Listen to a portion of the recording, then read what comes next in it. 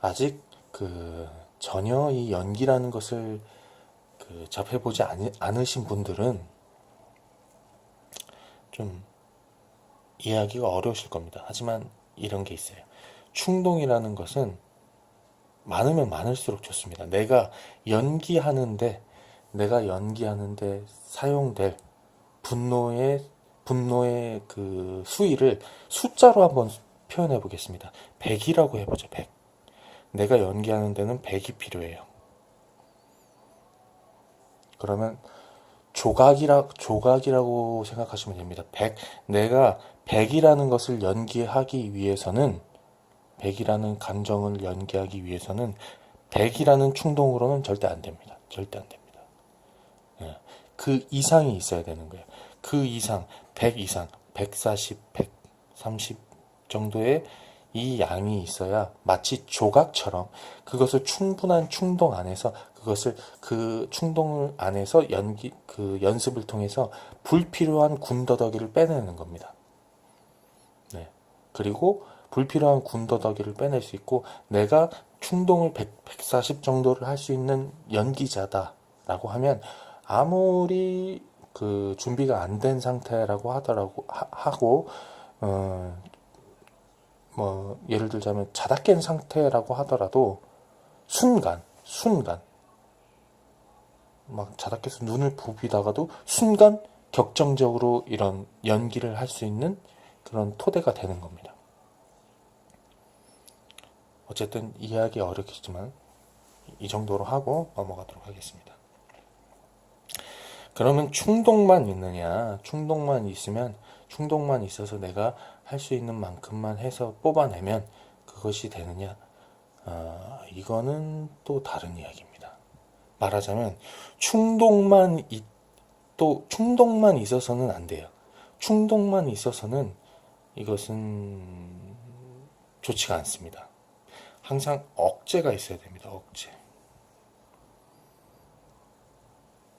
충동과 억제. 충동이 올라가는 힘이라고 하면 억제는 이걸 내리누르는 힘이라고 보시면 됩니다. 사람은 누구나 자기의 감정 상태를 드러내고 싶어 하지 않습니다. 어떤 상황이든 일반적으로 그렇습니다. 물론 때에 따라서는 자신의 감정을 막 드러내서 보여주려고 하는 연기를 해야 될 수도 있죠. 사기꾼 같이 나 슬퍼. 뭐 거짓말할 때 여보 뭐 부부간에 여보 나 슬퍼. 거짓말할 때 그런 특징이 있습니다. 그러니까 거짓말하는 연기를 한다 그러면 이거를 또 이용해서 하는 겁니다. 충동이 있는데 억제가 크게 없고 그 묘한 뉘앙스가 있습니다. 어쨌든 기본 골자는 억제라고 하는 것은 있어야 되고 충동이 큰 만큼 억제하는 힘도 강해야 됩니다. 억제하는 모습이 없다. 그러면 쉽게 어떤 모습으로 보이느냐? 보여주려고 하는 것처럼 보여요. 네, 아주 안 좋은 연기죠. 안 좋은 연기를 대표적으로 몇 가지를 설명하자면 보여주기, 설명하기 이런 게 있습니다. 보여주기라는 것은 자꾸 보여주려고 하는 거야. 나는 지금 화났다는 것을. 불필요하게 많이 보여주려고 합니다. 이 화났다는 것을. 이게 좀 심해지면 강요하기가 됩니다. 우리 심파라는 말이 있습니다. 심파. 말이 좀 어려운데요. 쉽게 이렇게 이해하시면 됩니다. 그냥 질질 짜는 것, 슬픔을 강요하는 것, 이렇게 대중이 인식하고 있다고 보시면 됩니다. 심파라는 것에 대해. 슬픈 상황을 계속 보여주고, 눈물을 강요하는 듯한, 이런 것을, 우리나라에 특히 이런 게 많이 있습니다. 사람들이 특히나 싫어하는 부분이기도 하고요. 이런 연기가 제일 안 좋은 연기입니다. 설명하기는 뭐냐?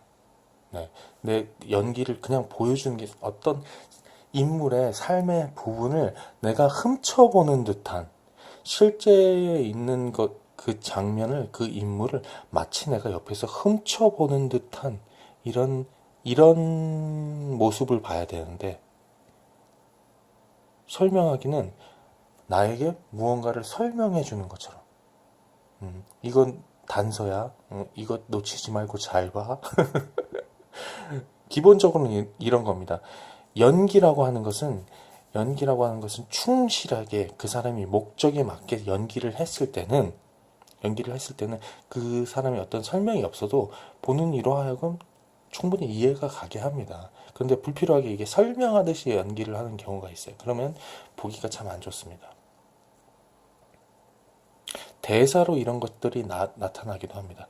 만약에 사이코패스 살인범이다.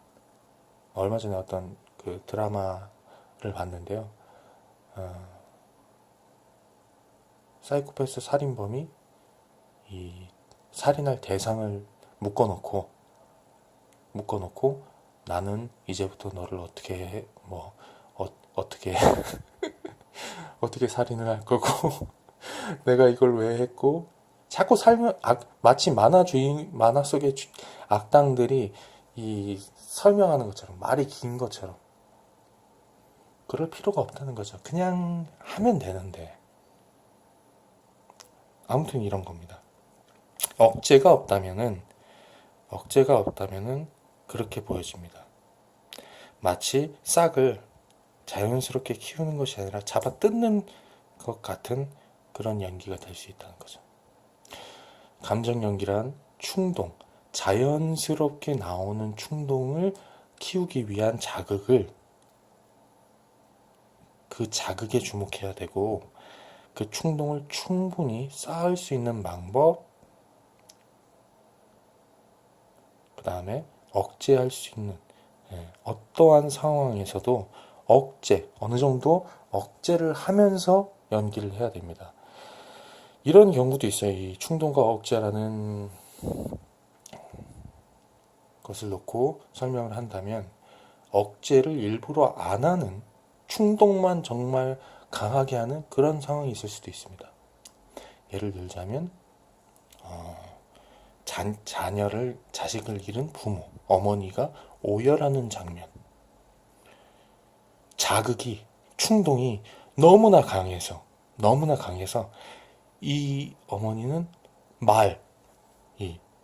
사람이 감정 상태에 있어서 감정이 가득 찼을 때 억제하는 힘이 없으면 말을 못 하겠죠. 어느 정도 억제력이 충동 조절이 돼야 말하자면 컨트롤이 돼야 말을 할 거 아닙니까? 근데 충동이나 자극이 너무나 강한 상황이다. 그럼 자녀가 죽었다는 걸 알게 됐다. 그러면 어떻게 해야죠? 주저앉잖아요. 주저앉아. 몸을 가눌 수 있는 억제력도 없는 거야. 그리고 말도 못하지 않습니까? 으아! 하면서 그 소리를 내지 않습니까? 뭔가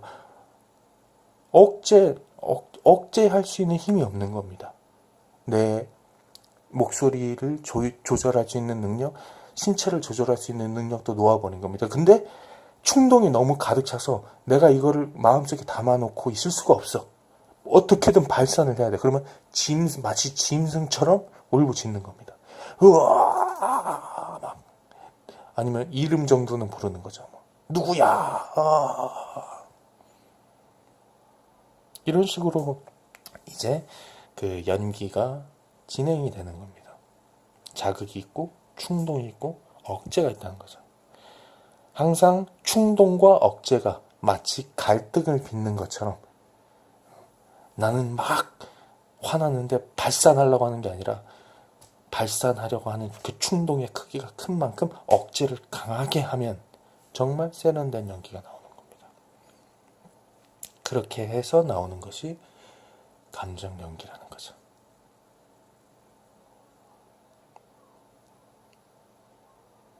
충동과 억제라는 개념 알아봤고요. 이 세부적인 내용도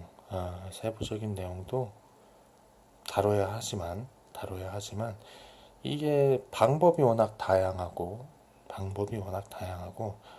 여러 가지 접근법이 있기 때문에 분석이나 이런 것이 있기 때문에 다 한꺼번에 다룰 수가 없습니다. 어쨌든 연기라고 하는 것에서 중요한 것은 나라는 어떤 그릇에 내가 그릇이라고 한다면 가득 차서 흘러나오게끔 하는 것이 첫 번째고, 드러난 감정은 나무의 잎사귀, 멀리서 본 그냥 겉모습에 지나지 않기 때문에 이것만 가지고는 정말 진정한 그 뿌리까지는 알 수가 없다. 그래서 감정에 너무 집중하는 것은, 내가 해야 될 대사에, 행동에 너무 집중하는 것은 마치 이 싹을 나무로 키우기 위해 적절한 시간과 이런 환경을 제공하는 것이 아니라 인위적인 힘을 가해서 하는 것이므로 이걸 망칠 수가 있다. 자연스러움이라든지 이런 것을 망칠 수가 있다. 이렇게 보시면 됩니다. 기본적으로 연기란 내가 자극을 받아서 충동을 키우는 데 집중을 하고, 그 충분한 충동을 억제하면서, 적절한 억제를 하면서 나오는 것이 대사, 행동, 감정, 이런 것이 나와야 훌륭한 연기다. 이 정도로 하고 마치도록 하겠습니다.